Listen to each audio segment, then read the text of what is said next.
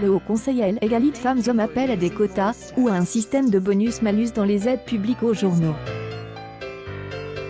En effet, la presse écrite en France contribue aux stéréotypes sexistes, dénonce-t-il dans son 3e rapport sur l'état du sexisme en France.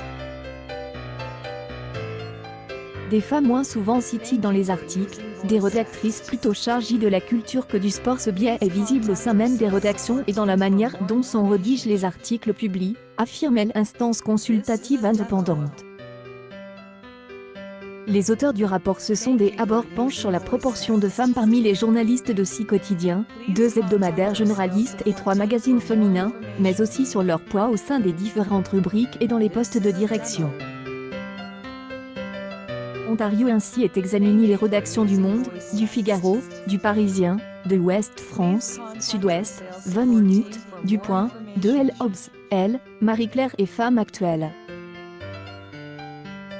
Résultat, on ne compte en moyenne que 30 femmes dans les rédactions de presse généraliste, mais 50 on inclut la presse féminine, et 20 dans la rubrique politique.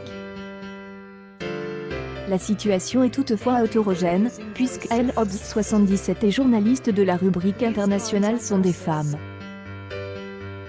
En revanche, parmi tous les journaux étudiés, on ne trouve aucune directrice de publication. À noter que 20 minutes est la seule grande rédaction en France, avec celle du Monde, à être dirigée par une femme, Armelle Le Goff, depuis 2018, et qu'une parité parfaite est atteinte au niveau du management de la rédaction ainsi qu'au sein du comité de direction. Au sein de Elle Entreprise, la proportion femmes-hommes est de 45,5. Quant au contenu des articles examinés pour les besoins de ce rapport sur une seule date, le 3 décembre 2020 pour les hebdos et mensuels et le 7 décembre pour les quotidiens, les femmes y représentant en moyenne que 23 personnes mentionnées et 21 personnes citées. Globalement, les articles dont une femme est le sujet principal constituent moins de 20 et contenu analyse. Rousse flamboyante, petite blonde, actrice sexy. L'aspect physique des femmes ou leur âge sont plus souvent mentionnés que ceux des hommes, déplore encore le rapport. Pour améliorer les choses, il faut changer de paradigme, car compter les femmes ne suffit pas, assène le Haut Conseil à l'égalité femmes-hommes.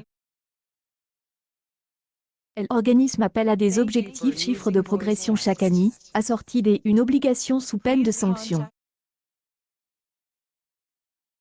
Pour des quotas de femmes au poste de décisionnaire dans les rédactions, mais aussi pour un système progressif de bonus-malus dans les aides versées à la presse. Les journaux devraient également se doter de systèmes de comptage, informatifs si possible, sur la composition des rédactions, ainsi que sur les articles publiés, énumérant leur sein, comme elle a fait Mediapart, Gender Editor qui deviendrait la vigie d'un traitement plus égalitaire de l'information. En 2019, 20 minutes a été le premier éditeur de presse à signer la charte des engagements pour les femmes dans les médias, et des autres partenariats tels que celui Nous avec les expertes. Répondons à cette ambition de favoriser une juste représentation des femmes dans les médias.